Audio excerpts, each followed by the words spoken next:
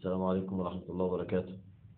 الناس اللي أكبر مني سنا ومقاما، تحياتي ليكم.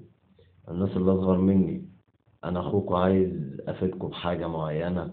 عسى وأذكر فإن الذكرى تنفع المؤمنين.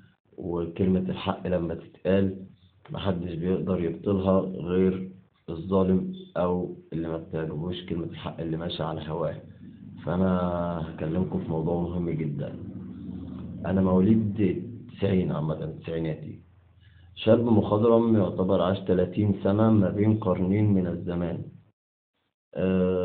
شفت فيهم أحوال ناس بتتبدل، ناس بتطلع، ناس بتنزل، ناس بتقف، ناس بتموت، هو كلها لوجه الله، وكل واحد مش عارف ميعاده امتى. وأنا طالع الفيديو ده علشان خاطر تفهموا حبة معلومات مني، عسى إن أنا يكون عندي معلومة ما هياش عند حضراتكم. أيوة، كل واحد فينا عنده حاجة مش عند التاني. سنة 1990 كان في أيامنا عصر الكتاتيب، عصر الاحترام، عصر الشيوخ، عصر القرآن، آخر عصور الاحترام والأدب. كان أياميها ما كانش فيه تعليم بالإلكترونيات، ولا باللابات، ولا بالتابلتات، كان في حاجة في القرآن اسمها، ولسه موجودة، المصحف لا يحرف، وهو المعجزة الوحيدة اللي ما زالت موجودة. كل المعجزات اللي نزلت على الرسل انتهت في ساعتها، كلها بلا استثناء، إلا معجزة سيدنا محمد عليه أفضل الصلاة والسلام اللي هي القرآن. اقرأ باسم ربك الذي خلق، خلق الإنسان من علق، اقرأ وربك الأكرم الذي علم بالقلم. سر القلم من عند ربنا، عشان خاطر محدش يعرف يضحك على التاني. الأصول والتقاليد ما كانتش بتتكتب، كانت أعراف والدي وجدي وجد حضرتك لو انت في أرياف ماشيين عليها وبيحترموها أكتر من القانون. كان القانون ده حاجة مهمشة جدا. 1990 بداية التلفزيون، الشيطان الأعظم للمارسينية وحاجات غريبة بتحصل للأطفال والشباب، والتوعية أو التوعية بغير دين الله، إن إحنا بقينا بنشوف وبقينا بيغرينا النظر، بس ده لأصحاب الأهواء الضعيفة. سنة 98 توفى فضيلة الإمام الأكبر محمد متولي الشعراوي رحمة الله عليه. الله يرحمك يا شيخنا الفاضل.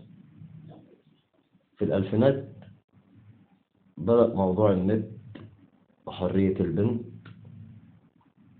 وبداية السبك المحترم، وعادي الضر راح بالطريقة، وعادي في حاجات بقينا بنتفرج عادي. يعني احنا كمسلمين عامة كله عارف ان اليهود كده كده هيخشوا المسجد الأقصى تاني، هم كده كده هيتجمعوا، بس لازم نكون احنا على قدر من الإيمان عشان خاطر نقدر نستعد.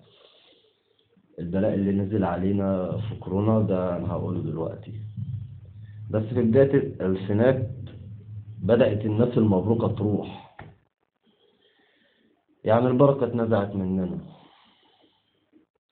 بدأت شوية قوانين تتقنن على حسب أهواء النساء، زي الطلاق والخلع، تعسف في استعمال الحقوق. حضرتك عايزة تطلقي، تطلق يطلع عين أبوه. يعني لا، ما كانش كده الأول. والله كانت الناس بتعيش وبترضى بالقليل، الرضا. إنما دلوقتي الإعلانات بتاعة الحبوب الجنسية أو الكلام ده كله حضراتكم بتشوفوها، يعني مش عيب إن أنا أقولها عامة.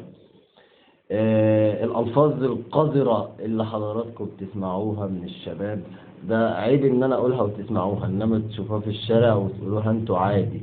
العيبة دلوقتي في المجتمع اللي إحنا عايشين فيه إن الناس ما تعرفش أنت بتعمل إيه غلط، مش إن أنت بتغلط أصلا. لا، حضرتك لما تيجي تغلط قر بغلطك، صدقني هيبقى معاك حق. لأن الاعتراف بالحق فضيلة ولا يعلمها إلا من لديه الفضيلة. في شيوخ كتير قوي تقول ما لا تفعلون، وفي قضاة وهي الفئة اللي معرضة الاتنين في النار واحد في الجنة مقدرة. البشر التانيين مفتوح لهم النسبة، لكن ربنا قدر دول وأسباب أكيد انتوا عارفينها. في 2010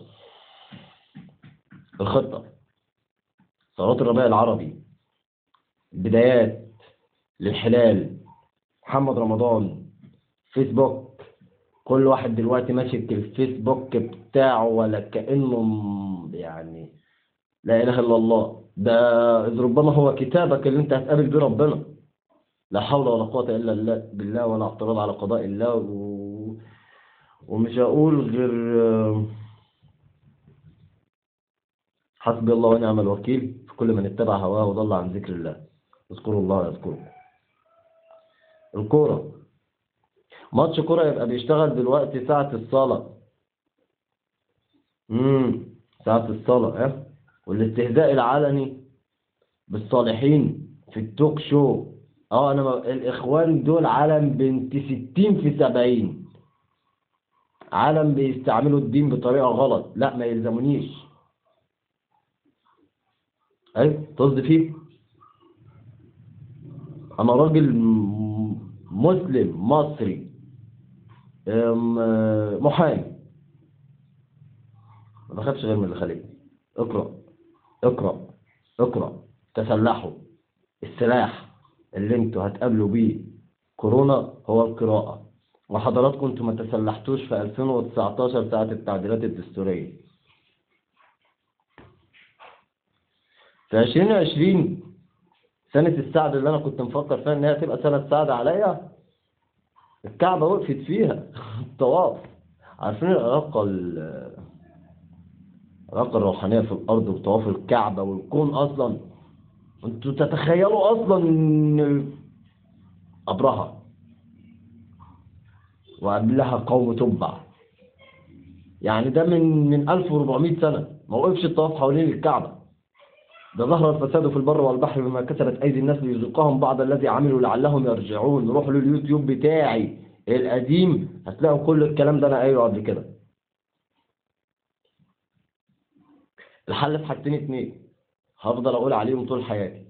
الأزهر في إن هو يمسك موضوع المسائل الشرعية في البلد دي، والطلاق والخلع وحقوق المرأة. أيوة المرأة ليها حق إن هي تعيش حياة كريمة مصانة محترمة، تربي جيل يطلع خير أجناد الأرض.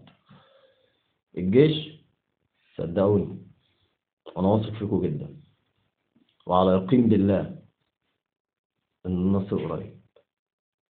مش النصر في إن أنت تحارب بالسلاح، لا. روح الجيش حلو. أنا كنت جندي سابق ومستعد أروح تاني.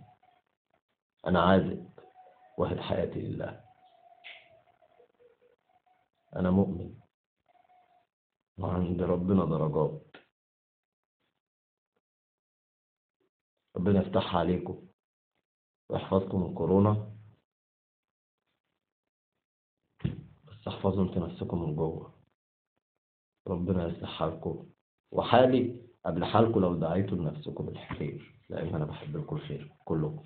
السلام عليكم. 1990 2000 2010 2020 بعد كده لا يعلم الغيب إلا الله، والثواني لها قيمة. وأنا كل يوم هحقق نجاح ومش هسكت إلى أن تقف ساعتي أو لحظتي. بحبكم في الله.